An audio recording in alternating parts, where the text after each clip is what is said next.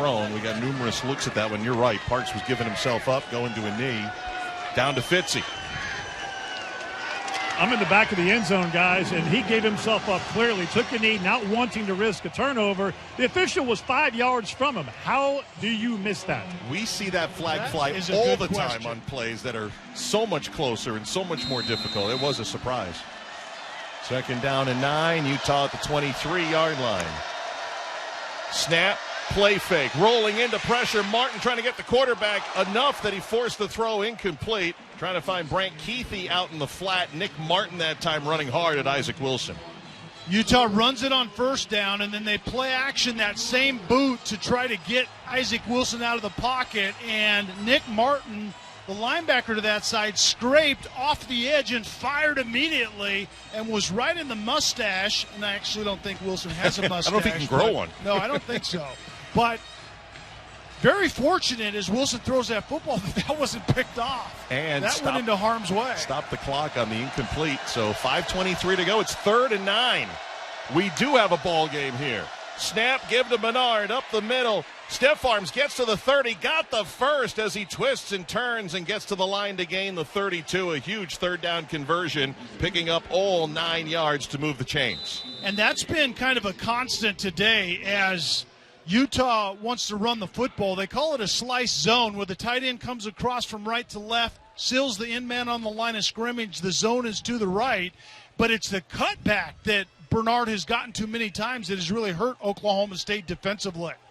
Obi Ezigbo, who's played so well in the place of the injured Colin Oliver, just got banged up himself heading toward the bench area. And we're also keeping our eye on Micah Bernard, who heads over to the Utah bench area.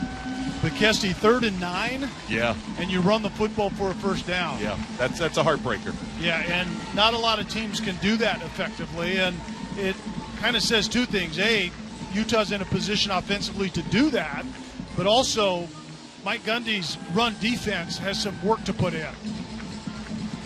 Utah playing its first Big 12 game, entering its 7th conference, was a member of the Pac-12 from 2011 till last year, now in the Big 12 and looking for their first Big 12 victory. 1st down from the 32-yard line. Handoff to Vincent. Nowhere to go. Wrapped up and dropped 3 yards behind the chains. Tackle for loss for Oklahoma State, led by Justin Kirkland and Deshaun Brown. So this is the time-killing kind of 4-minute situation for Utah. And you want to do a couple of things. One, you want to extend the drive and get the 1st down.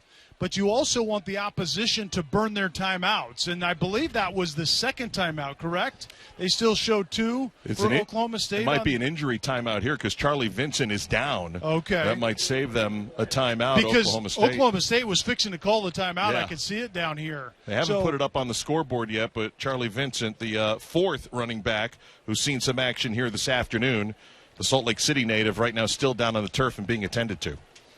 So while they attend to Vincent, and Utah has this 22-11 lead over Oklahoma State, 4:24 to go. We're going to check back in the studio. Here's Kevin Winter. All right, guys, it's official. Michigan does it. They win 27-24 over Utah. The Michigan Wolverines today, 323 yards of offense, 291 on the ground, and 32 in the air.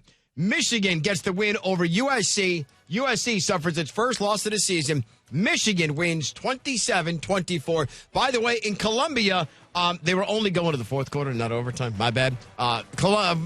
Missouri and Vanderbilt are still tied at 20. All right, back to you guys in Stillwater. I'm not nearly as excited now that it's not overtime. That's right. But that was the question about USC defensively, right? Yes. You have a new defensive identity this season, but can you go into the Big Ten and specifically into that place and stop the run? Remember, that was Michigan who won the national championship last year against Penn State that did not throw a pass in the second half. Well, here we go again, and the answer was no. USC could not stop the run very well. It's Revelation Saturday, Kelly. And right here, Utah with a 22-11 lead. Charlie Vincent got up, shook off the cobwebs, and headed to the sideline. Here's a handoff, multiple flags down, one from each linesman dropped on another tackle for loss. I think that's the 10th for Oklahoma State, pending these penalty markers down at the 29-yard line. Both linesmen dropped the laundry. Here's Michael Vandervelde, our referee, with 3:54 to go in the fourth quarter. I think you decline this, right, if you can. It's not a pre-snap penalty, and you don't want Utah to have another swing of the bat. And they lost a yard here, so that's the long conversation that Mike Gundy's having with the linesman through our referee, Michael Vandervelde. And Isaac Wilson, by the way, turned the wrong way that time. The blocking and the running back went right, and he pivoted left and tried to get back to the play, and it didn't work. Illegal formation, more than 4 players in the backfield offense. That penalty's declined. Resolve the play. It's third down. So they'll go to third down and 13 with 3:54 to go. Oklahoma State down 11. And they're playing the wizard Gandalf on the big screen, telling him to get loud. There's not enough people left here to get loud. There were 52,000 at the start. And then when things weren't going well for Oklahoma State, many went to the exits. Here we go, third down and long. Mekhi Bernard gets across the 30-yard line, but nowhere else to go. Taken down at the 31-yard line by Iman Oates, the 305-pound defensive end, and late flag coming in on that far side. I think this might be on Utah's bench, and it might be a warning unless the bench said the wrong thing, and then the flag goes in the air. Well, we said it at the start of the broadcast. There is not a lot of room where the bench is on that far side, on either side, and then where the crowd starts. Let's go down to Fitzy. Trey Rucker, safety for Oklahoma State. Kesty came in and gave a little bit of love to Utah tight end Carson Ryan after the play was over. That's what the Utah bench was screaming about, and that could be what the flag is on. Either, as you mentioned, a warning to the Utah bench, or they actually finally saw the little extra shove that Rucker gave Ryan. Flag sitting Fitzy at the 29-yard line with 3:24 to go. Second extended conversation with the officials. Well, and it's after the play, so it's... After the play is over. Unsportsmanlike conduct, number 10 of the offense. The down counts. It'll be a 15-yard penalty and fourth down. Wow. Money Parks with the penalty. He was off the sideline and had walked onto the field. He got warned by the head linesman. Parks must have said something. Yeah, he said the magic word and or words, and he wasn't even in the game. And so now you're going to back your punter up 15 yards. Going to get some good field position and potentially. The punt block and or the punt return is going to be alive and well. Fitzy, you're the special teams guy on our crew. Did you set up a return here, or did you get after the punter right here? I'm coming after him. No doubt about it. You've only got 3:24 to go, 2-score game. I'm trying to house this thing. I think you're exactly right, because I think this should be a directional punt as well and not let the returner put his hands on it. And for the first time all afternoon, the entire field is in darkness, shadow, no sun. Clouds finally arriving. The next thing you're going to tell us is it's actually cooler. I don't want to go that far, but I believe we have dipped under 100. As Jack Bomeister comes on. They didn't really need Bomeister much today until this second half, and this is a big one. He's going to punt this one from inside his 5-yard line. Gavin Freeman waiting on the 42 our left. There's the snap, pressure from the edges, gets off the kick. Beautiful spiral kick and a fair catch on the back-pedaling. Gavin Freeman makes the catch at the 31-yard line. That was a fabulous punt by the Aussie Jack Bomeister of 53 yards. And it was the short approach, too, knowing that he was going to be under duress. You take away a step of the punter and you punt it on, I believe, the second step or maybe even the first, but he still cranks one out there, and Oklahoma State gets it at basically the 31-yard line, and who knows, one timeout left. One timeout and the 2-minute timeout. Ollie Gordon with Alan Bowman, who got pulled after the first half and then came back in here in the fourth quarter. Bowman looking, nothing's open. He is dropped. Van Fillinger got him from behind, a sack back to the 23-yard line with 3:06 to go.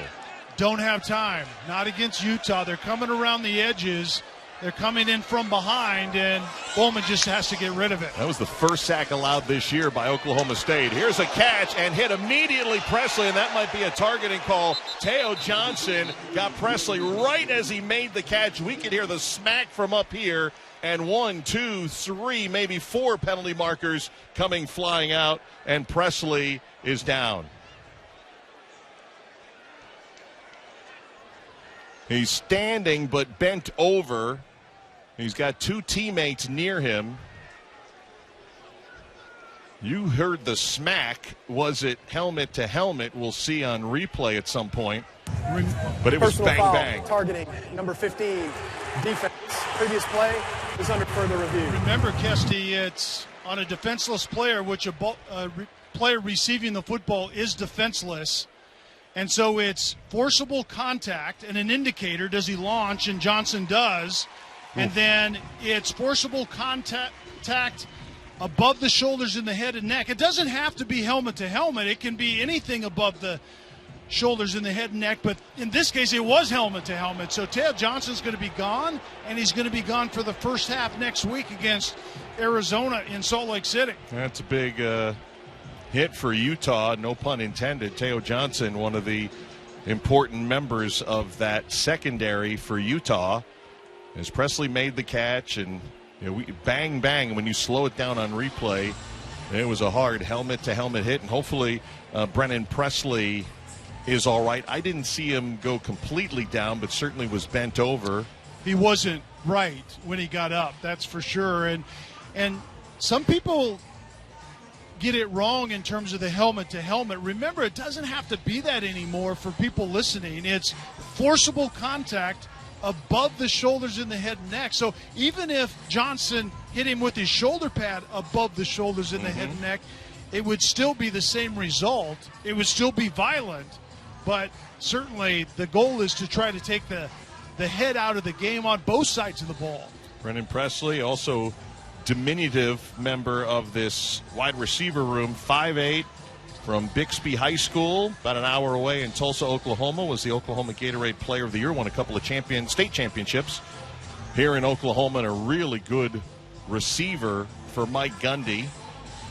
And are you surprised this review is taking as long as it is? We sit in those rooms. It's literally preseason. Classic. It's classic targeting on a defenseless receiver. After a review, it was determined that it was a completed pass and the receiver was not defenseless by rule.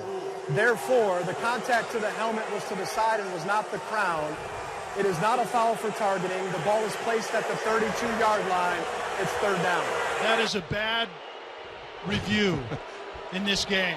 This is exactly when we sit preseason with the officials, and there's usually they call for hands. We watch a play just like that, and I'd say 97% say targeting, and it comes back not targeting. So the interpretation is he wasn't defenseless because he transitioned from a receiver to a runner. And I don't believe that's the case.